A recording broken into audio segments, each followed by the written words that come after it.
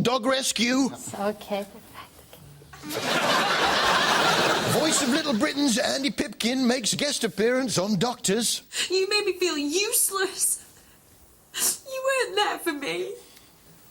I know that, I'm sorry. An upper-class toilet found on Time Team. Are we looking at a pot this big or this big? No, probably only about this side. We've got quite a sharp shoulder, and then it's going to come quite rapidly down to a base, I would say. Is that a you and me type pot, or is that a high-status knobs pot? Oh, you know what? I'm suddenly really hungry. Oh, this is the worst thing I've ever done.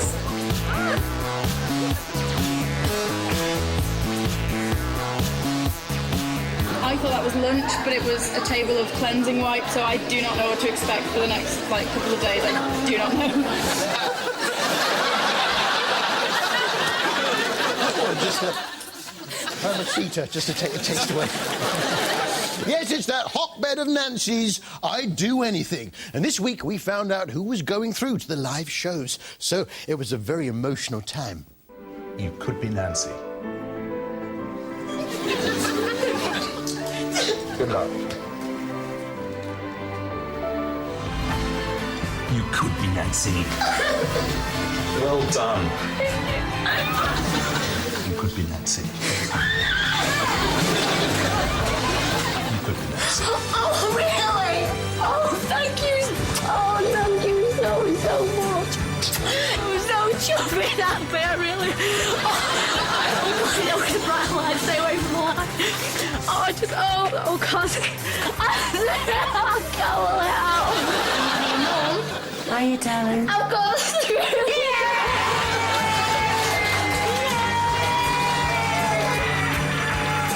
You could be Nancy.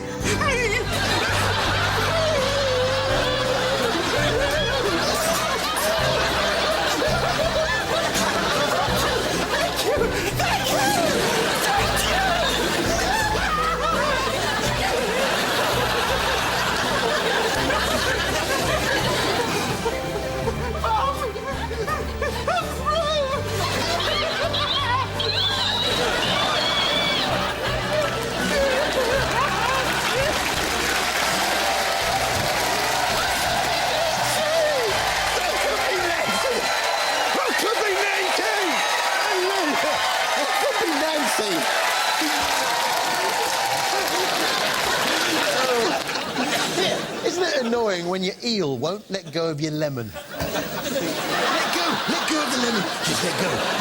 Yes, the Apprentice is back.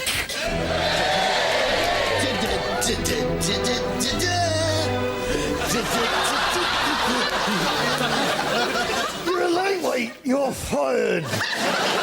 Yes, the Rolls Royce of reality TV shows. But let's just remind ourselves of what's at stake. They're here to fight it out for a dream job worth £100,000. You should go on Millionaire. You get $1 million for that. Yeah. Or Deal or No Deal. So it's not great prize money, but there's the chance of working with Sir Alan Sugar. So let's have a look at some of the contestants. As a salesperson, I rate myself as probably the best in Europe. What are you doing on The Apprentice, then? If you're the best salesperson in Europe, it'll be like multi-millionaire Sir Alan Sugar doing a scratch card. Who else? I haven't failed in the traditional sense at anything, but I did get a B in one GCSE, which to me was a failure, having got straight A's throughout my whole entire school life. Yeah, I got 19 out of 20 once for my spellings, and it still rankles. It seems I before E doesn't apply to receive, but who knew? The first task is to sell a van load of fish, and it seemed to me they didn't know much about fish at all. I've got an amazing offer for you, and I don't want to say that quality fish here. Look at the size of the breasts on that. They're massive. Fish breast. Yeah. See, I'm more of a fin man myself. They may not know much about fish, but by George, they know a lot about business. Yeah, they go to try and sell the remaining fish to a solicitor's office, and I was bowled over by their negotiating skills. He's hoping for £130. Just watch and learn. We'll sell the whole lot to you for 100 quid, everything. I think you should sell the whole lot for half price, £50, everything. In a week? No, we can't do that. Can I ask you a question? How do you get your customers? Can I ask you a question? Just one question. If we can do the whole lot for you for £80, would you do it? No, £50. I can't go less than 75 for the whole lot. I just think £50 is too diminutive. It's too No, you're looking at the short term. You've got to look at the long term. I'm not, I know what I'm saying. You get a very much 5 o'clock in the afternoon. What about £65? No, £50. Okay, well... The customer's always right, yeah? Yeah, well, it's going well so far. There's still room for a little negotiation. Right. £50 for the whole lot. Shaking his hand. £50. That's the person you should hire, Alan. Go buying the fish. So, remember when we first met Nick? I've never had a failure. You sure, Nick? You got a big F. You're fired. I blame that B. You got a GCSE. Which brings me to The Apprentice TV highlight of the week. And if you're easily offended by standard fishmongery, look away now.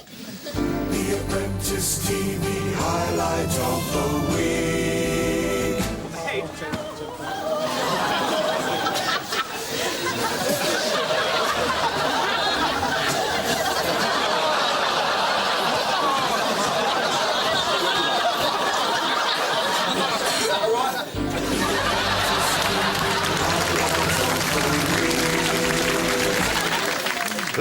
Granny's remote control, Heartbeat's back. The story of crimes that were committed in the 60s, but that we are seeing now. It was, of course, a simpler time, the 60s, a time when it was OK to pour tea into a woman's bra. Looks like a withdrawal by the prosecution. 2 cups of tea. It was nice to see love blossoming between Joe and an old girlfriend who turned up unexpectedly in Aidensfield. She kissed him whilst shaving and got some shaving foam on her face. Just popped in to say goodbye. Can't you wait until I've shaved? I've got an appointment. New headies don't wait.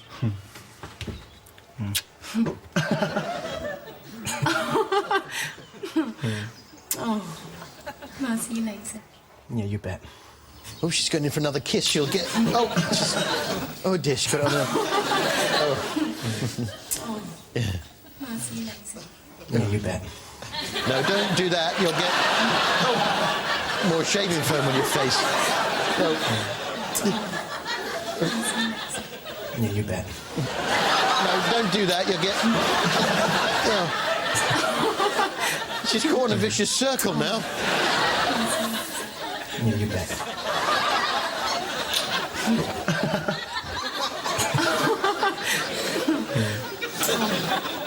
I'll see you later. Yeah, you bet. Yeah. Just give him a kiss and sling your hook.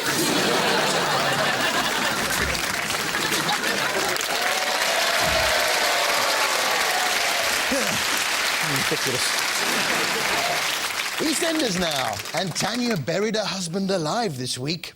That's a nice feel-good story for Easter. No, the good news is she dug him up again, yeah. Then she got into a panting competition with him.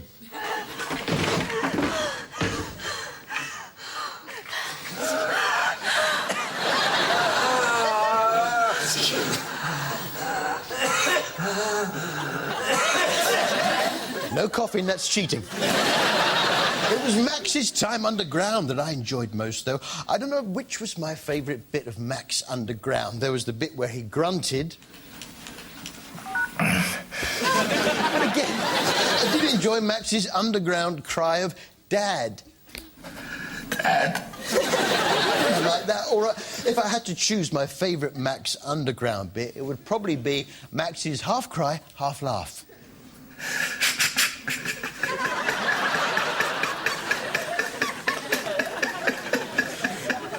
Hey? Oh, we've got a new one, apparently.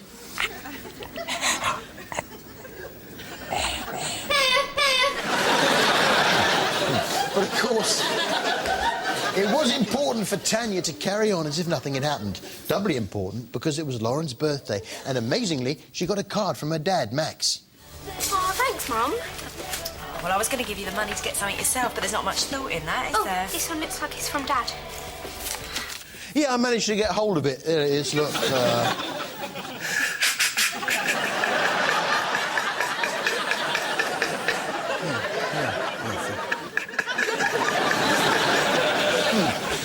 Yeah, you remember that very slow bloke, Charlie Thomason, off the Royal Today I showed you a couple of weeks ago?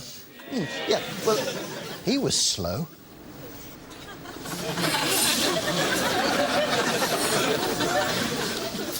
But then there was an extra on EastEnders this week who seemed just as slow. Said your mum, he's still got a girlfriend, remember?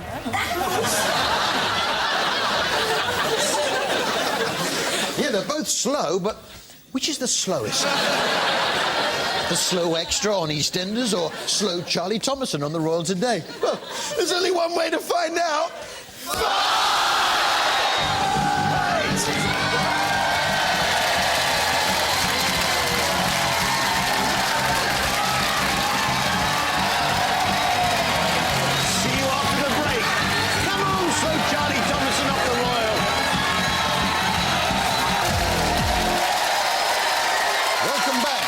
TV Burp. Woman with one white foot and one black foot on alternative therapies. And will it help the asthma as well? It's going to help your lungs to... R2-D2's dad turns up on Emmerdale. You all right? And singing Coffin on Casualty. From glen to glen and down the mountainside, the sun's gone. Yeah, just forget it, lads, all right. It's too late. Go on. Go on. Yeah. No, that way. No, that way. Do you want... I'll tell you what you don't see enough of on TV. A three-legged deer attacking a video camera.